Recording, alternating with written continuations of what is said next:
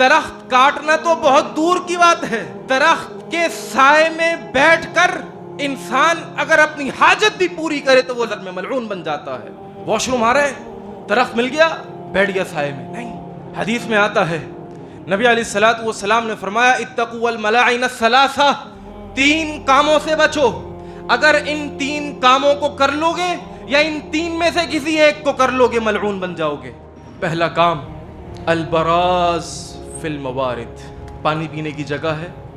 کوئی کنواں بنا ہوا ہے، کوئی ٹینک بنا ہوا ہے، وہاں پہ نل لگا ہوا ہے اور انسان وہاں پہ جا کے اپنے بچے کو واش روم کروا دے، نہیں، سختی سے منع کیا ہے شریعت نے، یہ کام کرنے سے انسان ملعون بن جاتا ہے۔ اور دوسرا کام وقارعۃ الطریق، راستہ بنا ہوا ہے، لوگ وہاں سے آتے ہیں جاتے ہیں، رہ گزر ہے، واش روم آیا، وہاں پر بیٹھ کے بچے کو کرا دیا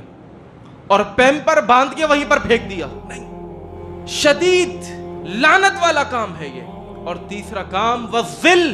کہ ایک سائے دار درخت کے نیچے بیٹھ کر جہاں پہ مسلمان آرام کرتے ہیں،